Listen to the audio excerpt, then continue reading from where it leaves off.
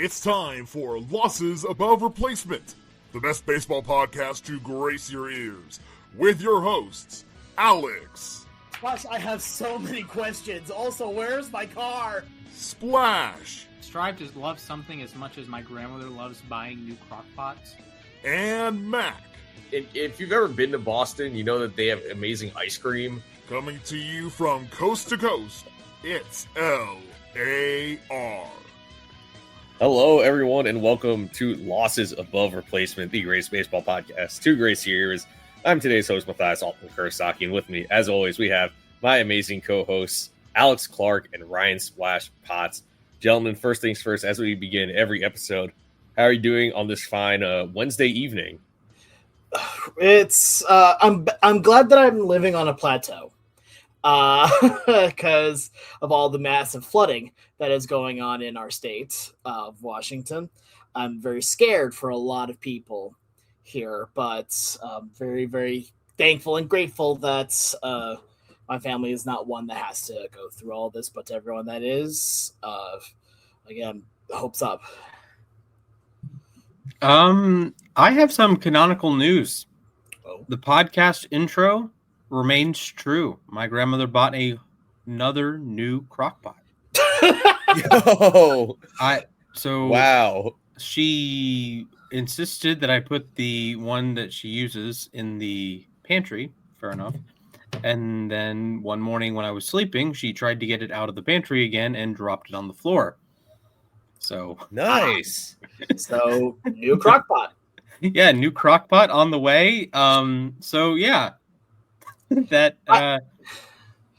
One of the I wonder how soon it's going to be until we actually get a sponsor from Crockpot. That would be awesome. That'd be great. That would be like top 5. Like MLB Power Pros would be one. Oh yeah, absolutely. Or like anything Konami adjacent. I was about to say, yeah, if Konami wants to sponsor us to make MLB Power Pros 2026, let's do it, boys. Here we go. I'd be on board with a Wawa sponsorship too. Oh, true. Yeah. Also Big League Chew. That could be Big a nice League Chew, yes. Ghost Energy would be a lot of fun as well. Crystal Light. I think we're getting off topic. My world famous Shake gallon Shack. of water. Oh yes, your purple drink. Yes. Shake Shack would be a good one. Yeah. Ooh, I'm doing all right, I'd say. One of my teams finally won something yesterday. Yay! The Knicks won the NBA Cup. If you guys care about that, look, the players care a lot about that. Well, I mean, the Knicks brass clearly doesn't. Yeah, because they're not raising a banner. But honestly, I understand it because they haven't won an actual championship in 50 years, over 50 years. So that's I kind of get it. But the players get their nice bonuses, which is good, and a lot of them are putting it to good use. I know Karl Anthony Towns said he's going to donate it to his charity in the Dominican Republic. Other people said they're going to use it to like support their parents and stuff. So no, I think it's cool. Other than that, I did not end up racing this weekend because there was a snowstorm. All right, it wasn't a real like a ton of snow, but it was enough where the roads were kind of rough looking.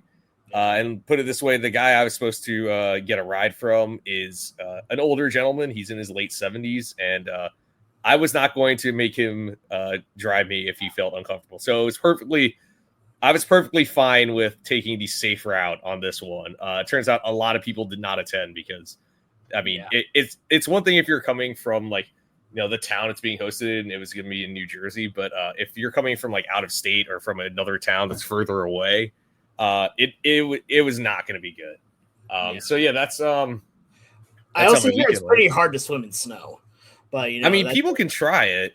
I mean, they definitely can, but trying does not always mean succeeding, as I've often been told. Yeah, correct. Okay, Mac, I am unveiling a new segment. It's called the Question of the Day. Great, question of the day. Can you swim in syrup, my friend? Yes, I think so. Okay, great. So, I didn't the Mythbusters. Only one way to find out, though. Yeah, they said that it actually wasn't that hard. It's a combination of you have more to push against. You just get tired faster. It'd be great resistance training, actually. Yeah. It is good resistance training, from what I can tell. So the problem is I don't think it'd be very good on the budget. Yeah, that's true. Aunt Jemima We get an Aunt Jemima sponsorship. Aunt Jemima sponsorship. Let's make it happen, boys. Or what is it called now? Pearl Mill. Something like that. Pearl Mining Company. I think it's Pearl Mill. Pearl Milling Company. I think that's yeah. Close enough. Or Hungry Jack. I'm personally, I don't. Why do I not know my maple syrup brands very well? This is the Smuckers. best we possibly have. Right? Yeah. Sure no, we got to go full Vermont and like $25 a jug. I don't know how many jugs it would take, but a lot of jugs. I remember my elementary school at least used to take the 5th graders every year to this campsite up in upstate New York called Frost Valley, and they were famous for their maple syrup. So everyone would go to the camp store and just get like pints of maple syrup. Yeah, I'm a big fan of anything you can put maple syrup on: pancakes, waffles, French toast, etc. But also, I just love maple syrup. That's okay. When we have an LAR get together in Toronto for no apparent reason, maybe to watch, or maybe for Alex to watch his Mariners dunk all over the Blue Jays, I implore both of you to try maple syrup candy. Oh, I love maple candy. It's my great. God. Yeah, I've had it. It's solid. It's great. And maple cream cookies, like, yeah. Ooh, yes. All right. Can you guys tell we like maple syrup? Anyway, there's some baseball to talk about. Speaking of maple syrup, I did something blasphemous yesterday. We had I was on the run and we made pancakes, and I did not have syrup on them because I was on the run. And that's I'm fine. Like, yeah, but it was weird having pancakes without maple syrup. Maple syrup, you can have pancakes can taste good without maple syrup. Oh yeah, they absolutely can, and they did. They tasted fantastic. Anyway, like I said, there is some baseball to talk about. Splash and we're not only going to just be talking about maple syrup. I could talk about maple syrup all day, man. And we can talk about James Paxton, also known as Big Maple. Oh, yeah, Big Maple. Oh, absolutely. Yeah, Big Maple.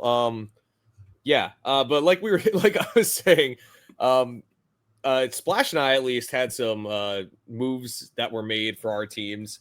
And let's start in Splash's corner, actually. With the Braves, they made a couple of moves, actually reuniting a pair of old teammates.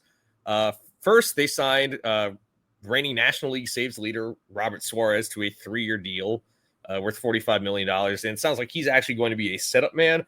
And they also inked or re-signed Ha-Sung Kim, another former Padre, to a 1-year deal worth $20 million. And supposedly he did turn down a 4-year deal from the Athletics that would have been lower AAV, and he would have been playing second base more. In Atlanta, he's going to be playing shortstop with Ozzie Albies, of course, playing second base. So I guess let me start with Alex here. Give me your take on these moves. I think both of them could definitely help the Braves. They're trying to bounce back from a disappointing year. So what are your thoughts on these moves? Well, I like it personally here, right? Because on top of it, you take a look at the lineup here, and they definitely underperformed last year due to injury. Right. I think we can all agree that they're still a very talented team. It's just, again, last year was a bad hiccup here on it. And then you add a guy like Robert Suarez to lock down the 8th. This is a great move to me that says we know that last year did not show what we're good at here. So we are going to bolster what we know our needs are here. And for them, especially with losing, maybe not getting back everybody that you wanted to get back, you're still adding in a very, very, very good leverage arm here in Robert Suarez here to go right alongside Russell Iglesias here. And then on top of it, you get probably one of the most interesting shortstops in baseball, I think. Or actually, no, I'm going to take that back. One of the least interesting shortstops in baseball, and I mean that in the best possible way. He is a shortstop that gets the job done. Is not going to be too flashy about it. Is not going to, hit the mammoth home run all the time here. He's going to be a guy that's going to get on base. He's going to do fun stuff. He's going to have solid defense, and is going to make it work from there. So, I think it's an excellent move. Here, this is one that shows that the organization is very happy with what they see from Ha-Sung Kim. And now it's just about what are you going to see going forward with him being the everyday shortstop, and how much does his batted ball data as well as his on-base data impact this team that is theoretically going to be a lot more healthy come 2026. Yeah, I mean, Yeah, and Kim was a fan favorite. Honestly, part of that is because the last couple of shortstops have been quite horrendous offensively. That being All-Star Orlando Arcia, and should have been the Gold Glover Nick Allen. And Kim was still below average offensively with Atlanta and Tampa last year. So my expectations are a bit tempered, but I will say he does some nice things from a batted ball standpoint that I like. And I appreciate the commitment to the Braves of trying to find new bats. For a few years, they really dove into the power. It was every move was power, power, power, power, besides shortstop, really. But even Arcia was a 20 homer bat in theory. But now you're adding some different kinds of players. And I'm going to talk about Mike Yastrzemski too. He's had a major, a massive walk rate in recent years. And he hits for power, yes, but he also walks. And Hassan Kim walks. And last year you bring in Jurickson Profar. He walks. Those are, at least offensively, the main skill of those three players is the plus plate discipline. And you add that to a lineup that has Acuna and Olsen, who both walk a lot, and the catchers have good plate discipline. And you're balancing out the Harrises and the Albies of the world that they're going to have a 4% walk rate, and you are going to like it because they bring different things. You know, Ozzy's a great clubhouse guy, great power. In theory, dominates left-handed pitching. Michael Harris plays an unbelievable center field. He brings power. In theory, he brings some speed. He's a 2020 guy in theory. And, you know, I like these archetypes of players that the Braves are bringing in. And Kim is 30 now, and the defensive metrics have trended in the wrong direction.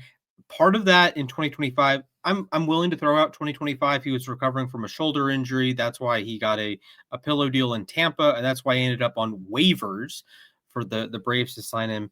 And for those that are worried about the $20 million price tag, it's just 1 year.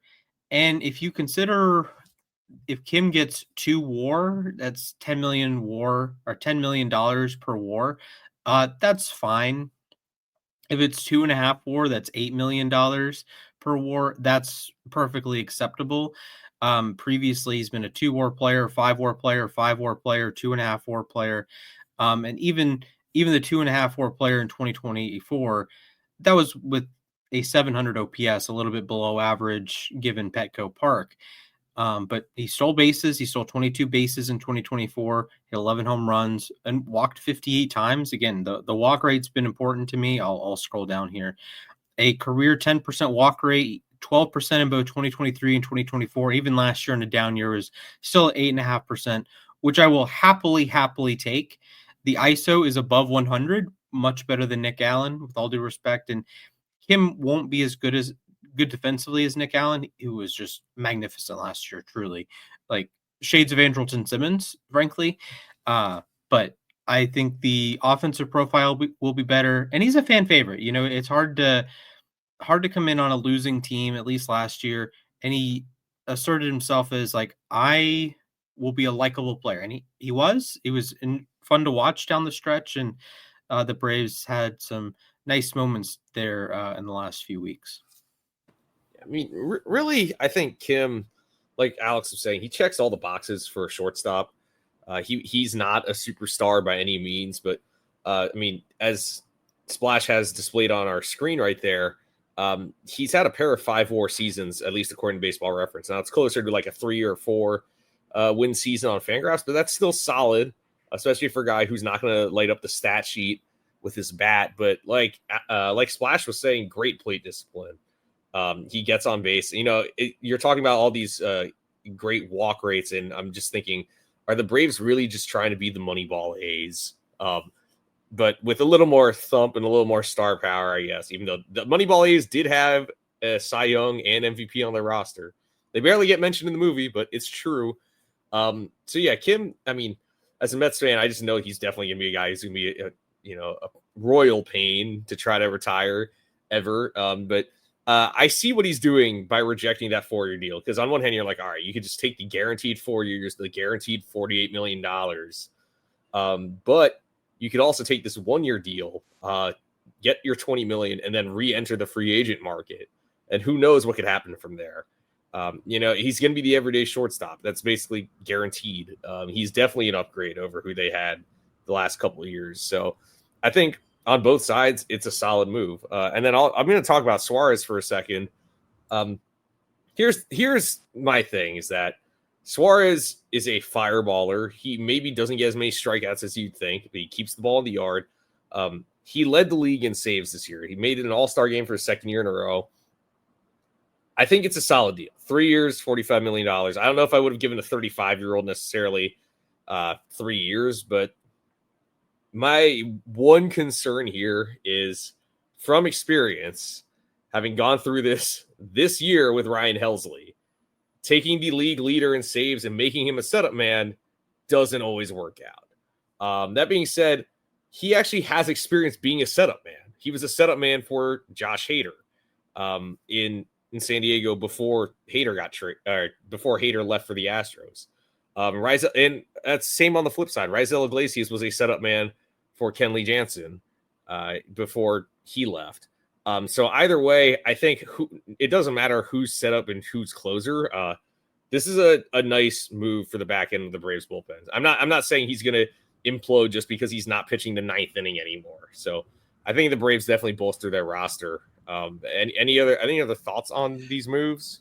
Yeah, I want to add a little bit onto what you're saying here, that I will be a little bit wary of the move for the sole purpose of a mentality-wise thing, which I don't think is honestly going to hurt Suarez at all here. But one of the adages in baseball is that you're a closer. If you're a closer, you live on the adrenaline. You live on the knife edge that is that ninth inning. Here, that you are the last line. It's like you are the last gun, essentially. That as long as you hit your mark, you win. Here, a lot of closers that do move back to the setup position often struggle early, at the very least here, because you no longer are in on that adrenaline. Here, you're now in the eighth inning. You know that the final pitch you throw probably won't be the last pitch of the game. Here, and so that is something it's been shown a lot of times in Major League history. Do I think it's going to happen this time? No, because of what you said earlier, that he does have experience as a setup man. Here, yes, he was closing. He's been closer for the last 2 years. Again, notched 76 saves over the last 2 seasons, something like that. Yep. Here, then at that point, okay, cool. It also is a little bit of an insurance policy, I think. Because here's the other thing. Raisel Iglesias, I really like him. I think we all like him to a good degree here. Probably Splash the most, I think. But at the same time, we have also seen with Raisel Iglesias that he has been streaky at times. When he is on, he is legitimately one of the most untouchable pitchers on this planet. I've watched him when he is on, and as someone that he was pitching, as watching someone. Let me try that again. As a fan watching him pitch against my team, watching the way that his pitches moved, I'm like, there's no way that ball just came out of the hand of a human being. Legitimately, that's not even exaggeration. I was like, how the heck do you hit this? And he went on to, let me remember. Oh, yeah. Set the Mariners down 1-2-3 for a clean save with, I think, a grand total of 2 foul balls. That was it. And I just watched in disbelief. However, I've also seen the Raisel Iglesias that will give up 4 home runs in an inning on 4 pitches. That's the other thing that you have to – it's a dangerous game here for the Braves, but the Robert Suarez signing also gives them a level of insurance where if they feel like Iglesias needs a little time out of the closer spot, boom, you got another closer right there for you. Doesn't have to do anything there. He already has the closing experience. It is a lot easier to move from the setup position to the closer position than vice versa. And I'll add one thing here, which is that Iglesias is only on a 1-year deal. Mm-hmm. So if they decide not to bring him back for 2027, they can just slide Suarez over to the closer's role. And also the thing that I think helps Suarez as opposed to guys like. I talk about Helsley last year, Craig Kimbrell in 2021. They get traded. They go from being the closer to the setup man. It's that those were in-season moves. This year, it looks like Robert Suarez will enter spring training knowing he's the setup man. So I think that should help him prepare a little bit for pitching the 8th inning as opposed to the 9th inning. Yeah, and of course we haven't seen Walt Weiss manage the Braves just yet, so it's that's their new skipper. Yes, it could be. Maybe it's a little bit of a fireman role at times. That it's the 7th inning. Bryce Harper's coming up. Okay, you'd put Dylan Lee in that situation. It's the 7th inning. Pete Alonso's back on the Mets somehow. You need to get out a righty. Suarez can get out of it, or another righty in the division or wherever it is in the National League. I like the flexibility it gives you, that you just bump everyone down. And that was one of the things that spiraled last year, is that when Iglesias did struggle, the Braves didn't have someone to go to. They tried Daysbel Hernandez. That didn't work. They tried Pierce Johnson. He blew 2 saves immediately. And it's a tough spot. So credit to the Braves. They go out and get a player with a lot of closing experience, and I think he'll be a useful setup man. And if need be, he'll be a useful 9th inning guy. And that makes it easier for Dylan Lee to be just a lefty. He doesn't have to be an 8th inning guy. He doesn't have to be a 9th inning guy. He can just come in and face Bryce Harper. Or Aaron Bummer can come in to get double plays and allow the dumbest contact you've ever seen in your life. Maybe Dylan Dodd from the left side adds something. Joe Jimenez is coming back from injury. Daysbel Hernandez, we still like him in the Braves organization. He walks everybody, but the stuff is as good as it gets in the org. And I'm interested to see what they do with Grant Holmes and Reynaldo Lopez, 2 former relievers. I wonder if they one of them is a reliever, one of them is like a swingman type. Obviously, I like both of them as starters. They've both been really good at times with the big club. But also, if you look down, there's James Karinchak. I was about to point this out. Yeah. I'm not saying anything. I don't have any expectations here. But I remember there was once a time he was a really, really hot name in the reliever world. Oh, yeah. So if there was ever a player to hit, that would be a nice one to hit. Yeah. Oh my God. I remember Karinchak and Emmanuel Clase were like supposed to be the best back end in baseball. Karinchak with his whole Wild Thing persona, even wearing number 99, jogging in the Wild Thing. Like, if Karinchak just can figure out how to throw strikes more. Yeah.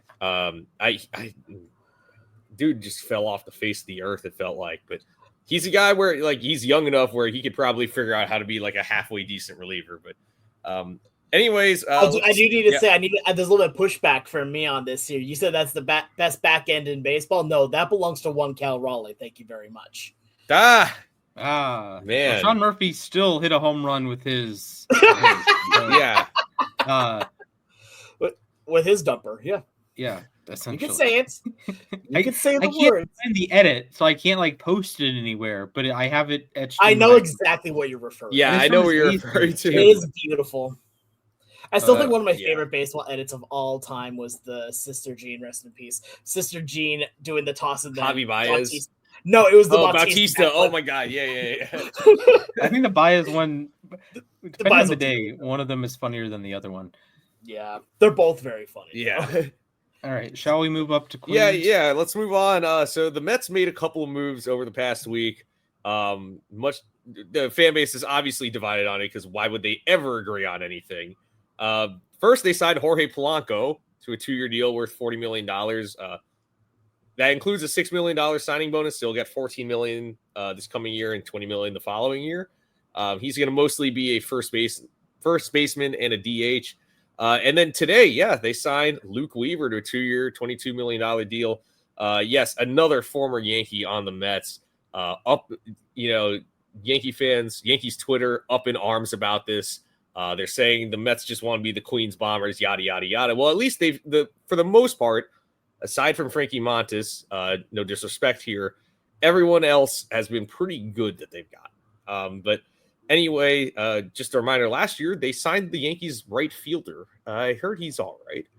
But anyway, Polanco and Weaver, 2 signings that the Mets, I feel like had to make after the week they had, losing both Diaz and Alonso on consecutive days. So I guess I'll go to Splash here first. Give me your thoughts on these moves. I mean, you're going to be seeing a lot of these guys the next couple of years. Yeah, I think I'll start with Weaver. Following along with the Braves' method of putting a former closer in the 8th inning, Luke Weaver and Devin Williams did this song and dance quite literally last season. When Devin Williams started pooping his pants all over national TV over and over and over again, Luke Weaver stepped in and said, "Hello, I am a competent arm. Devin Williams, you can breathe." And Weaver did a lot of the same things with Clay Holmes, in fact, in 2024 he was the closer in October. Yeah, for the AL champion Yankees. And I'll pull up the Savant page here, and it's really good. It's a low expected ERA, low expected batting average, lots of chase, lots of whiffing, lots of strikeouts. Walk rate is more average. The barrels are more average. And he's not going to like throw 200. He's not Edwin Diaz or Yohan Duran here. But, he's a good reliever. And I think that is, for a Mets team, I'll pull up their depth chart right now. For a Mets team that needed relievers, he steps in and he's a great number 2 reliever. He's a great 8th inning guy. And very similar to the Braves, actually. You can move AJ Minter into just being a lefty guy. And you can move everyone in this list down a peg and say, all right, young starting pitcher group, if you give us 6 innings – and then maybe Minter gets the 7th, Weaver gets the 8th, Williams gets the 9th, that's going to be a lot of wins. Or maybe Manaea pitches into the 7th, or Senga pitches into the 7th, and Minter comes in to face Bryce Harper or face Matt Olson or whatever.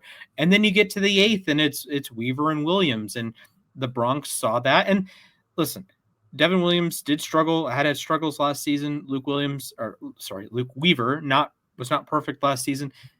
They were the number 1 and number 2 relievers for a 94-win team. They figured it out. But the Polanco one is curious to me. He's going to play first base. He doesn't have a whole lot of experience at first base. He played there for less than one major league inning. Yeah, and he's not good defensively. I think part of that will be sorted out because first base is a little bit of a less tasked position, although he's only 6 feet tall, so maybe not a it's great. It's not that hard. Tell him, Wash. It's incredibly hard. So, Alex, of course, can speak more to Polanco. He had a solid enough season last year. 800 OPS. The batted ball metrics are pretty solid. 341 expected WOBA. Squares up a lot of baseballs. I think the Mets will really like the switch hitting ability, and you have that with Lindor as well, that you have a really flexible lineup against both lefties and righties now. And like Soto is obviously going to play every game as a lefty bat. McNeil's a lefty. Simeon righty, and then Polanco and Lindor you can put in various spots in the order. Obviously, you want Lindor batting higher in the lineup, but Polanco did have a couple power surges last season, so maybe he's going to be obviously not a Pete replacement through and through, but at times you can like squint and see, he did slug 495 last season, so a different shape of the production. He hit 26 home runs, so obviously not Pete Alonso, but cheaper than Pete Alonso, and the same age as Pete Alonso, or give or take.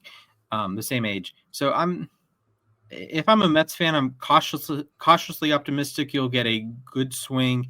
But I will say it's a downgrade in terms of durability, health wise, from Alonso, who was an Iron Man, a guy who played 162 games a year unless Charlie Morton breaks his hand. And Jorge Polanco is not exactly the cleanest bill of health. I'll go on this next here. So obviously, the one I know most about is Polanco, and I gotta say also upstanding man too. It came out a little. I think it was either yesterday or day before that he put out a full note thanking everyone and especially thanking the organization here, especially after what happened in 2024, which that was fun. But this hurts to see Polanco go to another team here, going to the Mets, but I have a lot of concerns about him on the Mets here. Yes, he's going to be a good bat. He is going to be a very good bat here. One of the things that the bat ball metrics don't always say is how well he does in those clutch opportunities here. When he has the opportunity, he does it. And he works out well. I think legitimately one of the best moments of the year last year was him winning Game 5 here of the ALDS here in the 15th inning, I think it was 17th inning. 15th inning. I stayed up for the whole thing. So was I. I was at a sports bar. Shout out to The Spot. It was almost, I think, a bit after 1 a.m. on the East Coast. Yeah, something like that. But no, overall, I think he is a fantastic hitter. Defensively, I have my questions. And when I heard that he was going to be moving to first base, I just immediately went, huh? That doesn't make a whole lot of sense to me, considering the fact he doesn't play first base. Defensively, he's not been great here. Yeah, and high leverage. Here, Splash has the graphic up for me here. Batting average nearly 300. Also, his average with runners in scoring position was really high, and that's something the Mets, outside of Pete Alonso, really, really struggled with that. Exactly. Like, it is honestly incredible to see how good he has been. Yeah, 2 outs, runners scoring position, and OPS of nearly 900. Like, bro knows how to get it done when it needs to get done here. And I think that I want all the success in the world for Polanco. I do worry about a number of things, though. First of which, he doesn't play first base. He's not particularly tall. Here, he's 6 foot. Okay, cool. But I believe he's a right-handed glovesman. Here, is that right? Or correct? Yeah, he's a right-handed. Because he was a shortstop and second baseman for a while. Yeah, he's a good second baseman, good-ish. Is he the kind of guy that you want there as a defensive replacement? No, you're probably taking him out for a defensive replacement if you really need to. Here, defensively, he's all right. Here, is he going to be great? No, probably not. And the biggest issue I have here is that his knees can flare up at any time. That's something that we learned here in Seattle. When he is kind of like going back to what we're saying with Raisel Iglesias, when he is on and he is healthy, he is a baller. He will come through for your team. When his knees are hurt, you get 2024 Polanco again. Which, again, I don't even really want to be too mean on 2024 Polanco, but he was injured all year and still played through it. And Seattle still gave him the deal here, said, you know what? We believe in you. We believe that you're going to do well, and he proved everyone right. I do think the Mets overpaid a bit for Polanco. I think $20 million a year for a guy that you don't know how much he's going to be on the field, and you're paying him to be in a position that he has played for a grand total of less than 1 full inning, then it's definitely a bold risk. I think that's just for publicity. I do not think he's going to play any first base. I really don't. I think he's going to play some first base.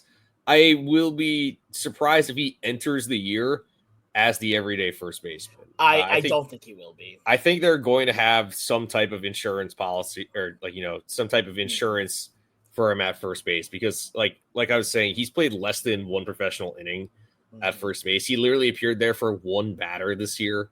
I'm not saying he can't transition to being a first baseman. I think that's the difference between the whole Moneyball scene with Scott Hatteberg and this is that Scott Hatteberg was going from being a catcher with a glass arm to being a first baseman. Jorge Polanco is going from being a middle infielder to being a first baseman. I feel like the transition should be a little easier.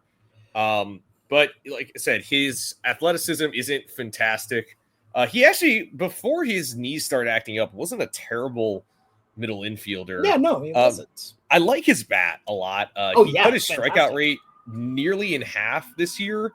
The biggest strikeout rate drop from year to year we've ever seen. That's what Mike Petriello tweeted out. I think it was yesterday. So I really, really like that.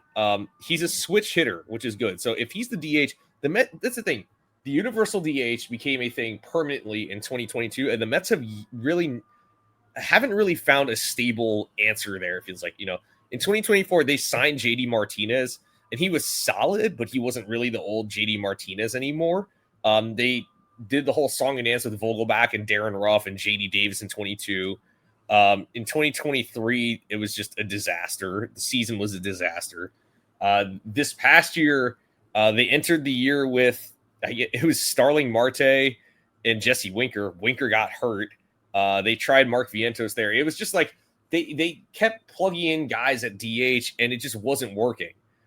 This year, they enter with somewhat of an answer, I think. I'm still expecting them to get another person. But I understand he is not Pete Alonso. And I'll say this about Luke Weaver and Devin Williams. Neither of them are Edwin Diaz. But, I mean, it's impossible to replace Edwin Diaz. All right, it's whatever. But they are getting guys to play those positions. Luke Weaver, objectively, is a solid pitcher. He got 2 years and $22 million. That's a lot of pitchers get a lot of money. He got a 2-year deal. He's getting $11 million a year. I think he did. And I credit to Jolly Olive for pointing this out. He had a 1.0 ERA when he got injured. He had a hamstring injury and kind of came back quickly and wasn't as good after that. But, I mean, he has shown in the past that he can be a very good reliever. And I think we've spoken about how I think Devin Williams can bounce back. But I think Weaver's a solid addition. It feels like right now Mets fans just want to get mad at David Stearns at any possible turn. I think objectively he's made solid moves. Yes, he lost Edwin Diaz, he lost Pete Alonso, but these are fine signings. I think Weaver, if he's a 7th or 8th inning guy, it's fine. I still think they're going to add another arm. I think the number one or the priorities for the team now are an outfielder, left field in particular, and I think starting pitching. They need starting pitchers, but I think they're on their way to building a solid roster. I know everyone's still, it's been a week and they're still talking about Edwin Diaz and Pete Alonso, but trust me, it looks like the front office at least has tried to move on. So I think the offseason's headed in the right direction from that standpoint. I do want to make note here because I didn't get to finish anything talking about Weaver here, and I'll just be quick on that one here. So my thoughts on Weaver are that, yeah, he's a very good pitcher, but it's very similar to what the Braves are doing here. It is you are now getting an insurance policy because with Devin Williams, you've seen a lot of times that things did not work out too great for you. He has had a lot of times where in the Bronx, he has not been great here. So what do? You get a competent setup man here that you can slot into the closer position when you need to. Something I feel like this happened fairly recently. I can't quite put my finger on it here where Williams was having a little bit of trouble, and then someone named Weaver had to come in and did pretty well in replacement. I don't remember what that was though, but no, I mean I think honestly it's the same kind of idea that the Braves are doing here. Get a good setup man here that has closing experience that you have as an insurance policy while still keeping your main guy as your closer. Yes, it sucks you don't have Diaz anymore. He's now a Dodger. Yeah, that sucks. But at the same time, you're still putting together a solid bullpen here now. And the addition of Weaver, I think, really helps solidify things because just like in starting pitching, right? When you add a high caliber player, when you add someone that has the ability to be like a 1-2 or even a 3 guy, not only do you plug that person into the starting rotation, that bumps everyone else down one, which means that you now have effectively someone that you trusted to be your number 3 starting pitcher is now your number 4 starting pitcher, and your number 4 starting pitcher that you were confident in can now be your number 5, and your original number 5 now you have extra depth. At that point, it just makes perfect sense at this point because it's not even it's almost like the reverse of next man up. Here, it's good to play down at times here because if you have more talent, hey, guess what? You're probably going to do a little bit better than trying to force someone that has never closed a game to be a closer. Yeah, that's what I like about this signing. I mean, we would have said the same thing if the Mets had brought back Diaz. You have Devin Williams as your backup plan. The one thing I forgot to mention this about Polanco, which is that it's $40 million for 2 years, which yes does seem kind of steep. But what I will say is I'd rather overpay in AAV than I would in years. Yeah. This is not a guy I would have given a 3 or 4 year contract. 2 years, I think, is perfectly fine. Plus, they have Ryan Clifford in the minors, who has taken big strides over the recent years, has a ton of power. And he, Polanco is kind of a good stopgap guy, I would say. Like I said, I'm still expecting them to have a different first baseman. And I'm also expecting Mark Vientos to get a lot of time as the DH. So you'll see Polanco probably play some first base, but I'm not going to sit here and say he's going to play 130 games at first base this year. It just seems unrealistic. Mets re-signed Vogelbach. And I do want to speak to your cut and strikeout rate. We've seen that recent years with Cody Bellinger and Ronald Acuna. They cut it in half. It's going to tick back up. Just that's a little bit. Yeah, of course. It'll be closer to 20%. So that just wanted to. That's still that's still lower than Pete Alonso's was, and Alonso worked hard on cutting his strikeout rate over the years. But yeah, the last little bit of news we had was there are a couple of relievers who signed. Brad Keller, 2 years, $22 million with the Phillies. Tyler Rogers, this is the one that caught me a little off guard. 3 years, $37 million, and also a vesting option for a 4th year. Now, this is a guy who's in his mid-30s, but he is a rubber arm.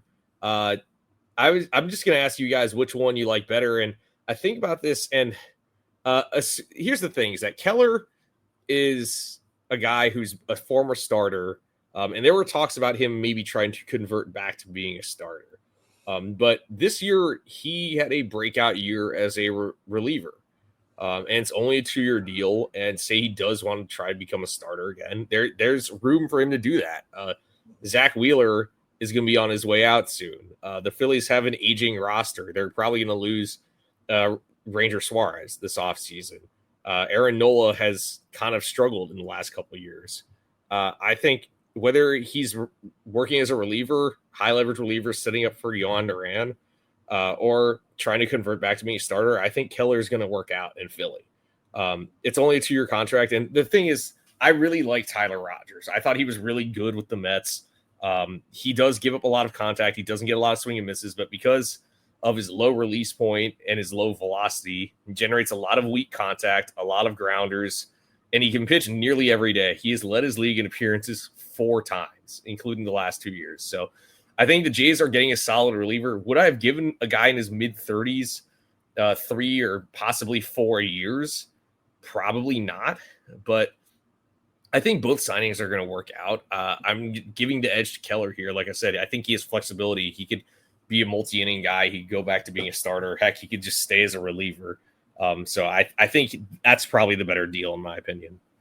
Yeah, I'm going to say that Rogers is the better deal because for me, like you said here, age doesn't seem to be much of an issue for him. He still leads the league in appearances.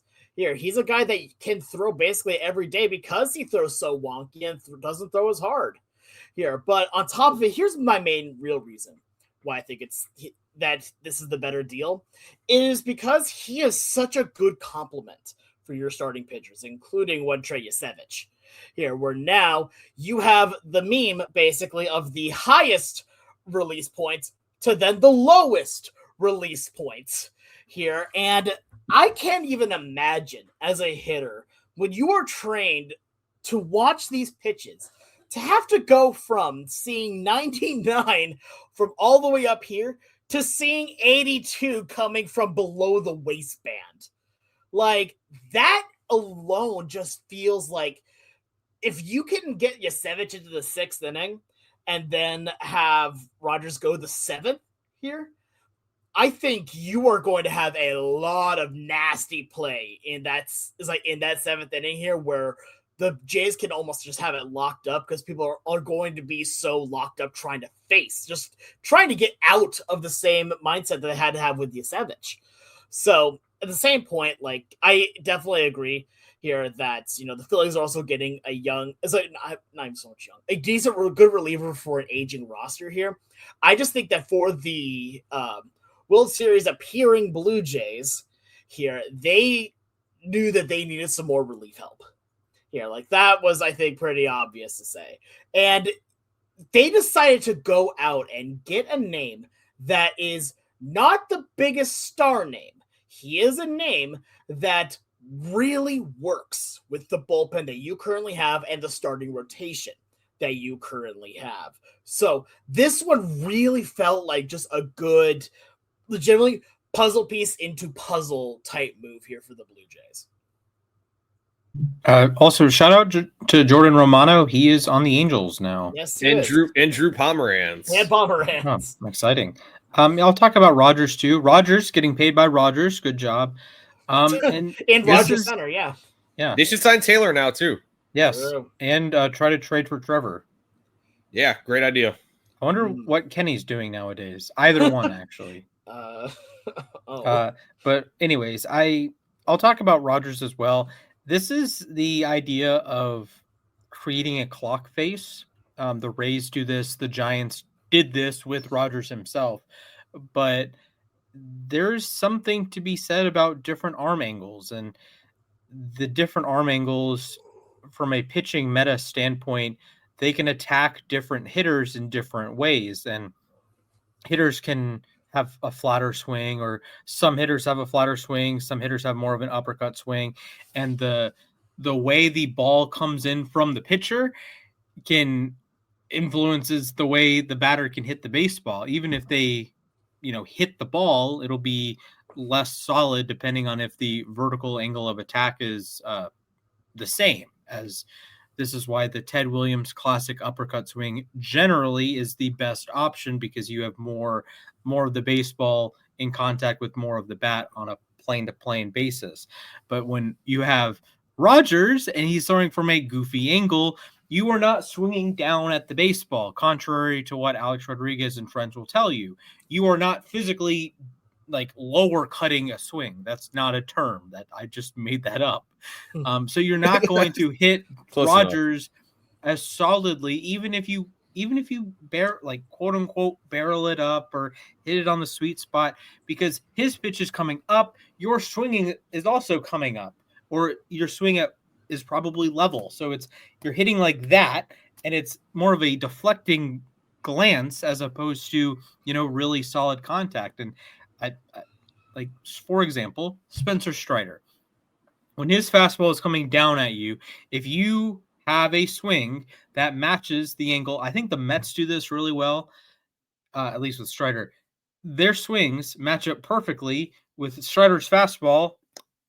That's a home run. When Rogers does that and you're throwing from the pits of God's green earth, you can't barrel it up the same way. You're not going to be able to hit it with the same consistency as you do with other pitchers. So sometimes I think the arm slots can be a little overrated, but I really like this, and it gives the Blue Jays a lot of versatility. And maybe you don't want Rogers to pitch to everyone. Maybe you don't want him to pitch to, say, a Chandler Simpson type, who is more than happy to slap the ball on the ground and just sprint to first base.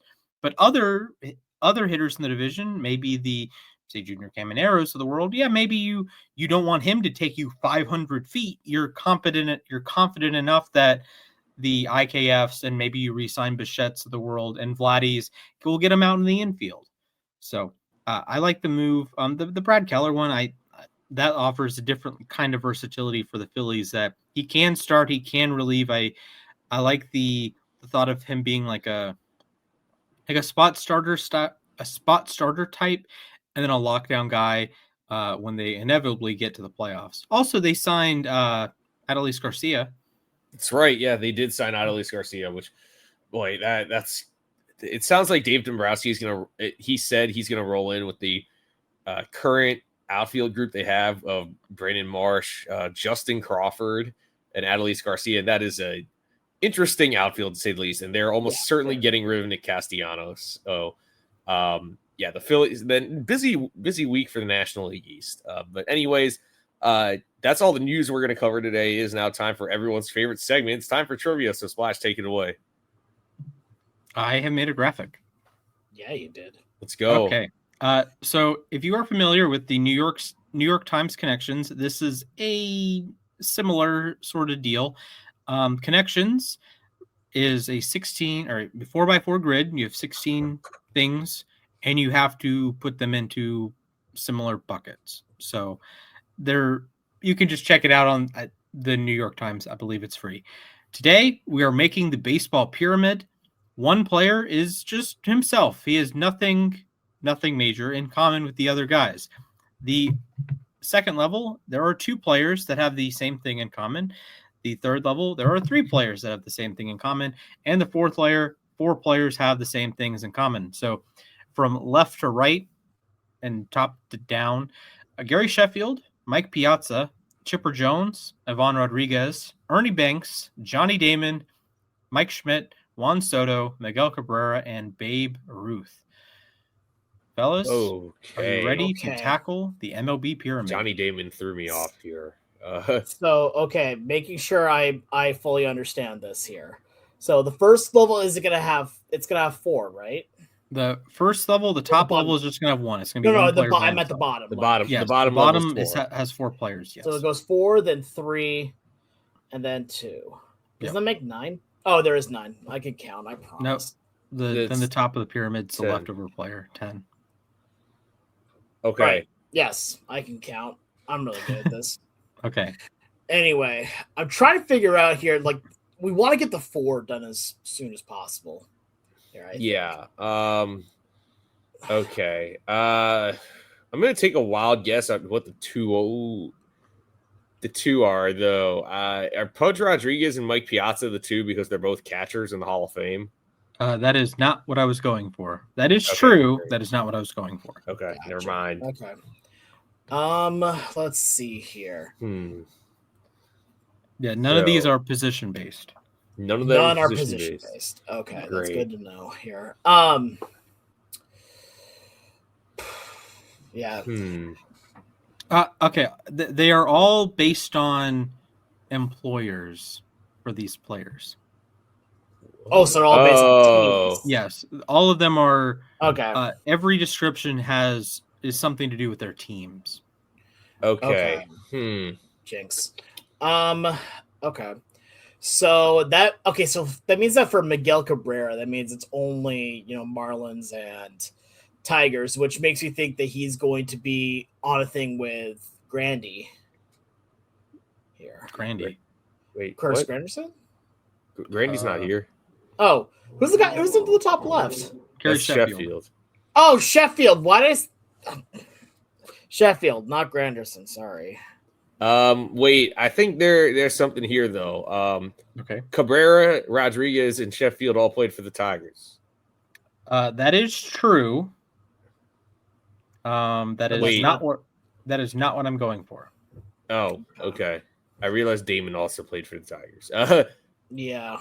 Okay. Did Ernie Banks play for any other teams besides the Cubs? Just the Cubs. Okay, so that means that he has to be part of a Cubs bit. Oh wait, no. I think I know what it is. Go for it. Just a wild guess here. Banks, Chipper Jones, and Mike Schmidt all played for only one team. That is correct. Let's go. Level 3 is conquered. Mike Schmidt, only a Philly. Ernie Banks, only Mr. Cub. And Chipper Jones, only a Barv. Also, he's back as a coach sort of deal. So, yeah, good for the Braves. Very nice. I have a good eye. I know. All right, good job. Okay. I want to say something along the lines of, how many teams did Piazza play for? A lot. Dodgers, Mets, Marlins, Padres, A's. So, okay. Actually, I have a guess I'd like to make here, Sure. because that's Babe Ruth in the bottom, right? Yes. Correct. Okay, I'm gonna say both him and Miguel Cabrera only played for 2 teams. That is Babe Ruth played for the Braves. Oh yeah, he did play for the Braves. You're right. Wait, I think I got Ruth and Damon both played for the Red Sox and Yankees. Yeah, I'll take it. They both won World Series for those teams. Correct. Okay. That's the All right. At least in my notes, that's what I have it down as. But yes, they That's fair. both played for the Red Sox and Yankees. Historically, I am very bad at this game. Okay, so now there are So now five we just have players the 4 left. and the 1. Yeah, the 4 and the 1. What I in mean, the we world? can't just be like really cheap and say, "Is this the one? Is this the one? Is this the one?" That doesn't seem fair. All right. I see You have a four 20% guys. chance. I have 4 guys that have something in common, but I don't know if that's it. Sheffield, Rodriguez, Cabrera, and Piazza all played for the Marlins at some point. Ding, ding, ding, ding, ding. Oh, There you that's go. actually it. Let's Nice. go. Yes. And then Soto's Soto. Soto was solo. Yes, exactly. I asked the guys in the group chat, hey, give me a random baseball player, and that's what they came up with. Well, that couldn't be a Marlin, basically. All right, Juan Soto, you are the top of the baseball pyramid, my friend. Good job. And we got Pizza Man and Miggy on the bottom row. All right, good job, Mike fellas. Piazza, Marlins legend for the 6 games he was a Marlin. Not too bad. Not too bad. That wasn't as difficult as I thought it was going to be, but yeah, I mean, you hard carried me, so I don't know what that says, but all right, well that was a fun segment. We should run that back at some point. Yeah, that's a good run back. Yeah. All right, awesome. Thank you, Splash. Anyways, it is time for the moment to ourselves, how we end every single show, 60 seconds or so to talk about whatever's on your mind. Alex told me before the show he wants to go first, so Alex, I'll let you. I'll count you down. Sounds good. Thank you. Your timer starts in 3, 2, 1, go. If you have 2 brain cells here, and you're able to run them together, then you know that John Cena's retirement was perfect. It was absolutely perfect. If you do not want spoilers, I will give you the heads up right now to skip ahead, probably, at the very least a minute or so, because this is the moment to ourselves here, because there will be spoilers. I will be starting in 3, 2, 1. He did not give up. He did tap out. Yes, but that is the thing. The match itself was absolutely incredible. It was a lot of fun. It was very surreal. I was watching it live here on Peacock with my grandma and aunts, and it was weird watching it. I was having fun, obviously, and watching Cena go and have an amazing time. Yeah, it was awesome. And the ending with him tapping out, if you even remotely tried to notice here through the shock, I will give you that. Just before he tapped out, he was smiling and he shook his head. He was smiling and then did a mini shake of the head there. And that was him acknowledging, I'm done. I have nothing left to give. That was everything I had left. And it was at that moment that also you saw a wrestler do something very old school that hasn't happened a whole lot lately, where you saw a guy put someone else over on their way out the door, which is absolutely perfect because now you have Gunther, who is, I can feel pretty confident in saying, the best heel in the business right now. The man is a menace, and he is great. WWE has some great heels right now. But anyway, I loved what they did with it because the entire point of the retirement tour was him acknowledging that he can't go forever. They did not want to become a caricature of himself. Here, there are so many wrestlers that go way, way past their prime, and they just show up for the paycheck. Here, he knows it's a lot more important. His legacy is a lot more important than just a paycheck, because he's still going to be getting paid a lot of money. He's still doing movies in Hollywood here. But the entire point of the tour was him showing that, I don't have everything. So let me put everything I've got into this one last year and just have one hell of a time. And you know what? Did exactly that. Had some incredible matches. Him versus Cody at SummerSlam was an absolute banger here. Thankfully made up for the horrible WrestleMania match. Him versus AJ Styles was potentially match of the year. It was amazing. And then on top of it, having everyone come out here for the retirement at the very end here. He didn't even give a speech. It was just, he said his thank you. It's like he said thank yous, did bows around the ring.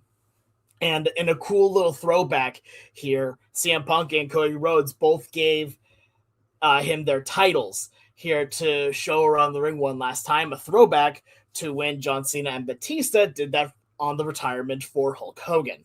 here. I thought absolutely great. I was in tears by the end of it. It's really weird that now we live in a world where John Cena is no longer a professional wrestler. He is now only an actor, activist. Let's see what else. He's also still an entertainer, still a philanthropist, still a lot of things John Cena is. He's still around, guys. But legitimately, if you have the ability to, go watch the match. Trust me, it is worth it. And then afterwards, go and watch the match on YouTube of Cena versus AJ Styles. Absolutely incredible, and you will love it. It is absolute peak of wrestling here. But if you lack the prerequisite, I said, of the 2 brain cells and think that he just gave up and that was a horrible way to end the retirement tour, watch the match again. Just go watch it again. I want John Cena to come back and host SNL again because he was really funny the first time he did it. He is stupidly funny. It's really I know that he had that sketch about when he was playing the football player at Alabama. Yes, the Alabama one. The science presentation. Yeah, that was brilliant. It's one of my favorite sketches of all time. That's one of the only SNL sketches I have actively watched like more times than one. Like I think I've probably watched it like 10 times. Yeah, it's so good. Bananas. It's like I nailed some bananas to this cardboard. There's a yellow, brown, and orange. It's just an orange. Yeah, like I used to not like bananas because I thought they looked like guys' parts. But now I like them because they're yummy. I can't John speak Cena to. Is so funny.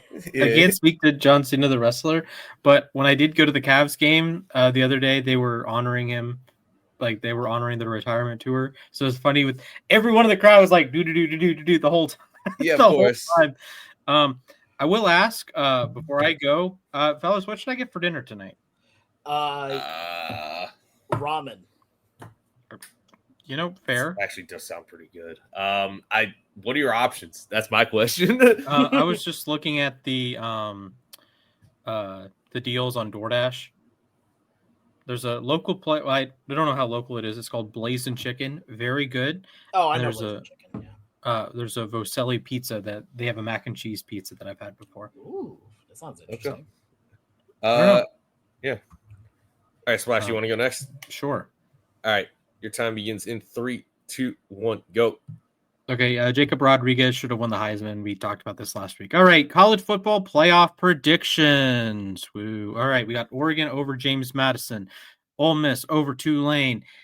I think Oklahoma beats Alabama one more time. Alabama has never beaten Oklahoma outside of Miami, Florida. For what that's worth, I think Miami upsets Texas A&M at Kyle Field, and that sets up a quite fun quarterfinal round. 1 versus 8. I have Indiana taking out Oklahoma. I don't think Oklahoma has enough offense to deal with Indiana. In a 2 versus 10 matchup, I do have I have Ohio State over Miami. However, Ruben Bain and the other edge that I'm blanking on, Hezekias, something like that. That will be a fun matchup. Ohio State offensive line. We saw them get beat up against Indiana, against the Miami front. That is cinema. The 3 versus 6 matchup, I have Georgia taking care of business against the Lane Kiffinless Ole Miss. And then 4 versus 5, a battle for my heart. Not really, because I'm not a big fan of Oregon. But Texas Tech, please win versus Oregon. I'm going to go with Oregon. I think they have the better quarterback. I think they have the better offense. But offensive line is as good as it gets to compete with the pass rush of Texas Tech, the David Baileys of the world. I think Oregon wins that one. 1 versus 5, Indiana, Oregon. I have Indiana. 2 versus 3, a rematch from a couple years ago, Georgia and Ohio State. I have Ohio State. In a rematch of the Big Ten title game, I have Ohio State defeating Indiana by 4 points to win back-to-back national championships. And for the sake of argument, let's go the game MVP of the national championship, offensive MVP, Jeremiah Smith, none other, and defensive MVP, his send-off, his final game for the Buckeyes, Caleb Downs. It would be a 3-time national champion. And I guess just 2, but anyways, that's my college football playoff predictions. Yeah, here's the tough part is I don't really have a horse in the race here, but my brother did go to Indiana, so I kind of want them to win. It's just I have a brother who went to Georgia Tech, so I'm not going to root for Georgia, obviously. Me neither. The ACC was not good this year. There's so many SEC teams in this. But yeah, I guess I want IU to win. Like I said, I'm not necessarily like going all out for them, but it'd be nice to see the Hoosiers come away with something. I mean, they did get their first Heisman winner, and IU football when my brother was in school was really bad, and now they are the 1 seed in the college football playoff. So heck, there are probably people that graduated from Indiana that have seen more wins in one season than they saw their entire time on campus. Yeah, exactly. So I am rooting for Texas Tech. They were my preseason pick to win the Big 12. They came through. Also, Duke. Shout out to Duke. They did that in the ACC. Now, granted, they did it with 5 losses, so not as impressive. I was going to say, yeah. They did that on a technicality. Texas Tech did it by bludgeoning everyone. So I really hope for the sake of college football, Texas Tech at the very least has a good game with Oregon or James Madison. That would be incredibly frustrating if they lose by like 3 scores and then it's more of we're not going to respect the Big 12 or ACC anymore. Bye-bye. Same thing with Miami. I'm not like rooting for or against Miami. I'm rooting for a good football game. But a Miami-Ohio State game would be a lot of fun, and I think Ohio State would need to have all their P's and Q's crossed and dotted and everything, because Ruben Bain is really good at football, and I'm blanking on the other guy, but the Miami front is really quite good, and it's as good as any Ohio State will play this season. I think we have a lot of good defense coming. Even James Madison, they have awesome defense. Like you can say group of 5, whatever. They were in the game with Louisville, then they had like a pick 6. So yeah, I don't know. Lots of fun defense. All right, Mac, your turn, pal. All right, someone count me down. Your time begins in 3, 2, 1, begin. All right, first thing to say, Katie Ledecky has accomplished basically everything possible as an athlete. I feel like she rebroke her. She became the first woman to go under 15 minutes in a mile race over the last weekend, which is great. But I am going to shift gears here. Cody Miller, one of USA Swimming's biggest ambassadors, has his own podcast, which is linked with USA Swimming. Decided to join the Enhanced Games over the weekend, and this is a guy who's previously openly critiqued it in a show that he did with his wife, and to see that this is a guy who has this huge following on the internet with USA Swimming. A lot of young kids look up to him, and he's sort of throwing this all away to join the Enhanced Games. And I've spoken about this beforehand. I really don't like the Enhanced Games. You are injecting yourself with harmful substances, and there's a really limited competition here for what you can win money for. So I know he talks about he wants to, make some money for his family, but the chances of him breaking these records that earn you the money are very, very low. So I think the fact that he's doing this, he's going to lose a lot of his following. Is he actually going to benefit from this? Who knows? Is he actually going to do this beyond a year? I don't know. I certainly hope not, but it's just really disappointing to see a guy who's looked at as an ambassador for his sport just kind of throw it all away. This is a guy who my brother was technically teammates with in Indiana. He was an Olympic gold medalist in 2016. So yeah, I guess this is my way of, again, denouncing the Enhanced Games. I really, really don't like this concept. And I really wish Cody did not do this. I know there is money involved in it. You can get $1 million if you break a world record, but I don't think this is worth it. There are other ways to make money for your family than injecting yourself with steroids and other random substances to try to do something that you have a very, very low chance of accomplishing.